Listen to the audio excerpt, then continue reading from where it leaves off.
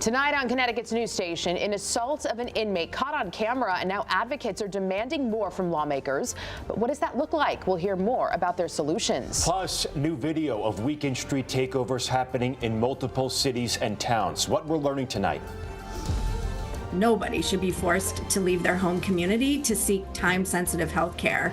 And a Texas woman seeking an abortion is catching national attention. She's getting an invite to Connecticut. We're hearing exclusively from the governor about his invite. Now at 6, this is Fox 61, Connecticut's news station. Good evening. Thanks for joining us here on the Fox 61 News at 6. I'm Sarah Sanchez. And I'm Angelo Bavaro. An alleged assault of an inmate caught on camera has advocates and lawmakers together tonight to call for change. Both groups want stronger transparency and oversight of the state's prison system. Fox 61's Matt Karen is live outside the Capitol in Hartford after hearing their plea for action. Matt, quite emotional.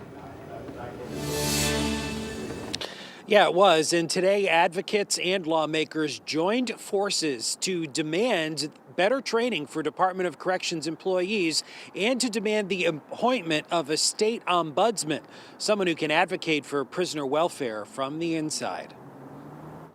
Fox 61 obtained the video September 25th inside Garner Correctional Institute in Newtown. Officials say inmate Elijah Hamlin refused direct orders to return back to his cell. That's when correctional officers Anthony Marlick, Joshua Johnson, and Patrick McGoldrick got physical. According to their arrest warrants, a state trooper ultimately found the officers used excessive force before utilizing other means of body control reasonable to Hamlin's resistance.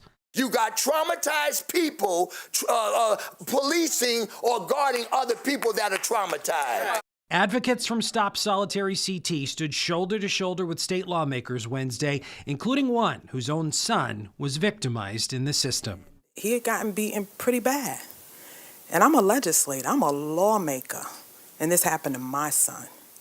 So when I saw the video, it made me start trying to play back in my mind what it looked like when it happened to my son. Advocate Barbara Fair's son has been locked up inside Northern Correctional since age 17. She said the bars broke him. 20 years later, he's still broken. For me, it's slow genocide. Because you're killing my son. You're killing all of us who live with him. I can't be silent. I just can't be silent anymore. We have got to stop doing what we're doing to people. Both advocates and lawmakers told Fox 61 they don't want to minimize staff assaults, but they do want to tell the whole story and are calling for reform, including more mental health supports, accountability, oversight, and transparency. We have a system that is opaque not only to the public, but it's largely opaque even to people like myself. And if it's opaque to me, we've got a problem, because I am the oversight. And perhaps no one knows the system better than someone who used to work inside of it. Kebra Smith-Bolden is a former DOC nurse who recalled her onboard training. They were basically made to believe that the men and women who were incarcerated are animals, and to, look at them as such, treat them as such, don't fall for, if they say something's hurting, they're probably lying. And as for those 3 DOC employees, they were put on paid administrative leave, formally charged with assault, and pled not guilty. We did reach out to the Department of Correction today for a comment on that incident inside the facility in Newtown. As of news time, we have not heard back. We're live at the Capitol Complex in Hartford. Matt Karen, Fox 61, Connecticut's news station.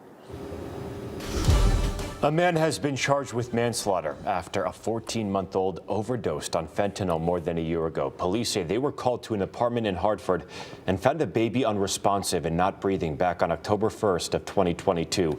45-year-old Daryl Hunley lived at that home and is a fentanyl user. While officials say they do not know how the drugs got into that baby's system, they did find the packaging and other evidence in the trash. The baby's mother has been cooperating with police. Hunley has not entered a plea and is expected in court early in the new year. Some background here. Over the summer, the Office of the Child Advocate released a report detailing the sudden rise of fentanyl killing children. Between January 2019 and August 2022, 97 Connecticut children died from fentanyl intoxication. Out of those 97 kids, 8 of them were infants and toddlers. Waterbury police have made a second arrest in connection to a homicide from last month. Nigel Robinson is charged in connection to the deaths of Joseph Zavala. He was shot in the area of North Main and Kingsbury Street on November 18th. He died 2 days later. Police arrested Dwayne Mercer. Both Mercer and Zavala are being held on bond. Police are still investigating and say more arrests are expected. New tonight, the head coaches of the Middletown High School girls and boys basketball teams have been suspended for 2 games. This comes after the Connecticut Interscholastic Athletic Conference found the teams violated their out-of-season bylaws. The teams have also been fined $500 each and will now be on a 1-year probation. Time for a check of the weather. Another really sunny day out there, but will it last for the weekend? We're hoping so. Yeah. Let's get over to Chief Meteorologist Rachel Frank with all those details. Good morning. Oh, no, not good morning. I mean, he's our morning I'm a morning guy, guy, right? yeah. I got stuck in the morning headset. It's about time that happened. Yeah, we're going to keep the sunshine over the next couple of days, but it will get significantly colder tomorrow. In fact, right now, we have a temperature of 39 degrees in Hartford, but it's 6 o'clock at night. So we're down from our high of the day. We're going to struggle just to get to these numbers tomorrow afternoon. It's also breezy out there. We've got gusts up to around 25 miles per hour. There's a slight chance for some flurries. You can see some snow showers to the north of us. Most of those stay to the north. It's really not a big concern. The chill is really the bigger story. And as we're heading towards the news at 11, we're looking at temperatures that are close to the freezing point and overnight lows that'll be dipping back into the 20s as we head towards daybreak tomorrow. But when you factor in the breeze, it could really feel like the teens to around 20 degrees as you're stepping outside the door tomorrow morning. So definitely a chill in the air. Highs in the mid to upper 30s, which is not unusual at all. It is December. This is the kind of stuff that you expect. Lots of sunshine out there and a clear and dry evening ahead for tomorrow night. We are going to be talking about a quick rebound in temperatures, though, for Friday and beyond. And the next storm that is on the horizon, well, it looks like another rain one. We're going to talk about it, your full forecast coming up in just a few minutes. After nearly 5 years, the head of the Department of Children and Families is stepping down. And Governor Lamont already has a new nominee. Commissioner Vanessa Durantes, who has worked at the DCF for decades, is leaving to join a foster care nonprofit. She says work in that new role will help prevent the need for foster care, like connecting families with resources and funds. Governor Lamont is planning to nominate the current deputy commissioner to take over that department, Jody Hillilly.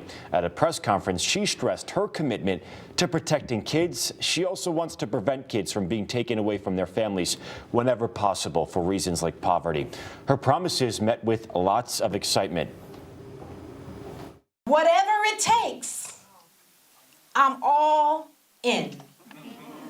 Are y'all with me? Yeah.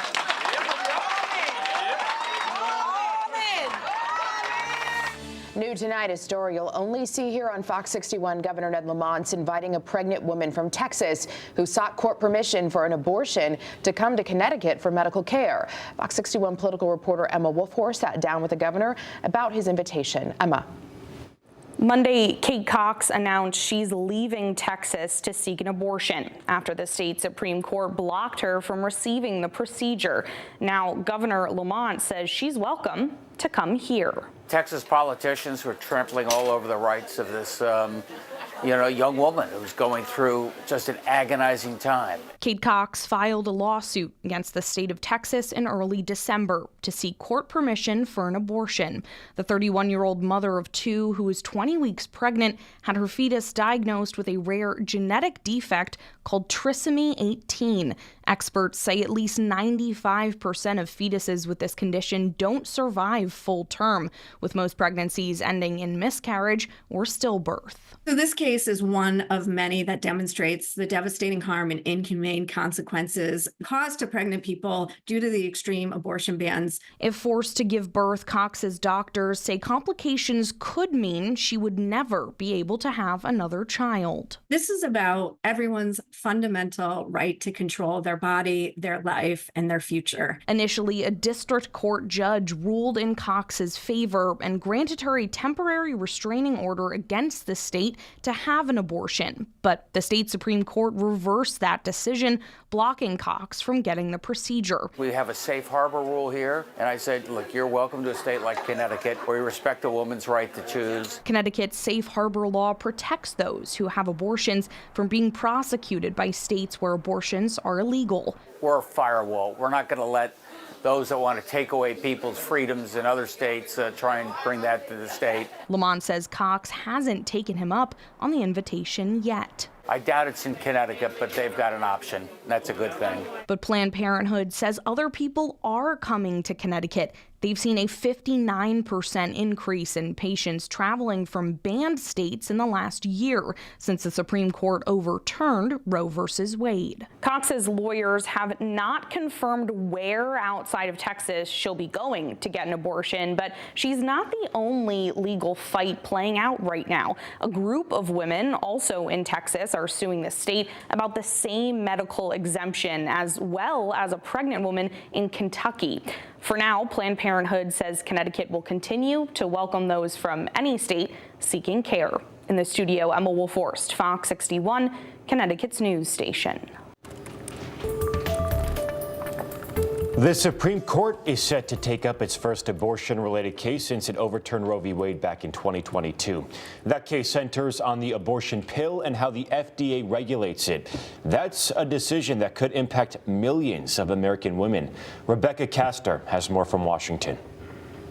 The Supreme Court is getting back into the abortion debate, agreeing to review a lower court decision limiting access to the abortion pill. President Biden and Vice President Harris will continue to fight to defend women's ability to access reproductive care. It's not about whether abortion is legal or illegal. It's about the method in which it's provided. That's what this case is focused on. A Fifth Circuit judge ruled the abortion pill should be more regulated after concluding the FDA did not fully consider the potential health risks to women when it revised regulations for the drug, including extending the window the abortion pill can be used from 7 to 10 weeks of pregnancy and allowing the drug to be mailed. The Biden administration has removed those safeguards and essentially created a mail-order abortion scheme that induces labor and delivery for women in an unmanaged and unsupervised way. The drug, known as mifepristone, is allowed in 37 states and is one of the most common abortion methods in the U.S.